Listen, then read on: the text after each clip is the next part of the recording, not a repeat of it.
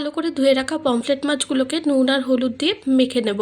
Pomfret মাছগুলোর গায়ে এভাবে চিড়ে দিলে এর মধ্যে নুনটা ভালো ঢুকতে পারে। এরপর একটা বাটির মধ্যে 2 চামচ জিরে গুঁড়ো, 1 চামচ ধনে গুঁড়ো, হলুদ গুঁড়ো আর রেড চিলি পাউডার দিয়ে অল্প জল দিয়ে ভিজিয়ে রেখে দেবো। এরপর কড়াইতে সর্ষের তেল গরম করে নিয়ে মাছগুলোকে একে একে এপিট ওপিট করে ভেজে তুলে নেব। একই তেলে কালো জিরে আর স্প্লিট করে কেটে রাখা কাঁচা লঙ্কা ফোড়ন দিয়ে টমেটো কুচি দিয়ে স্বাদ মতো নুন দিয়ে ভালো করে ভেজে নেব। টমেটোগুলো এভাবে নরম হয়ে গেলে এর মধ্যে গুলে রাখা মশলাটা দিয়ে আবারও ভালো করে নেড়ে চেড়ে মশলাটাকে কষিয়ে নেব যতক্ষণ না পর্যন্ত মশলা থেকে তেল ছেড়ে দিচ্ছে।